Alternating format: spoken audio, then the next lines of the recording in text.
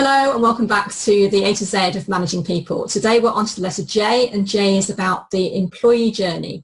So in exactly the same way that we would map out the customer journey, we also need to be doing that from an employee's perspective as well, because your employee's experience will have an impact on their levels of engagement, your retention rates, your productivity, and ultimately on your customer experience. So it's really important to get that right. Now, a lot of the points that we have discussed in the A to Z will impact your employee journey. So we're sort of half of the way there.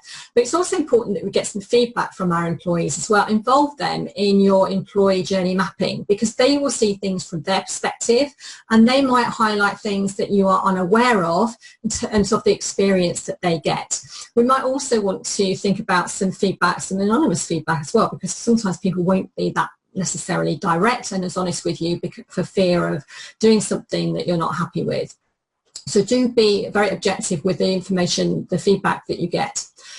But what we also want to do is to think about those first impressions in the same way that we would with our customers. We think about those first impressions. It's also important to think about our prospective employees' first impressions. So what do people see? How do they feel when they initially apply for a job with us? And whether those candidates are successful or unsuccessful, we still want them to be advocates for our business. So what is the process that people go through as part of recruitment and then through their onboarding and their induction? Equally, at the end of the employee journey is to think about that point when they leave us and what happens afterwards. Now, of course, people leave for all sorts of reasons. Sometimes they're very positive reasons. Maybe they've got a promotion somewhere, a new job, retirement. Maybe they're going on to maternity and decided that they don't want to come back. Whatever it is, then they might be feeling quite differently from somebody who maybe hasn't been entirely their choice. Maybe we've had to make somebody redundant, or maybe we've had to dismiss somebody through poor performance.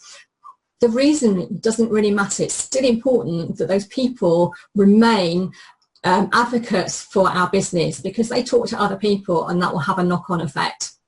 So J is all about the employee journey, getting feedback from your team, involving them in your journey mapping, and thinking about the experience from their perspective.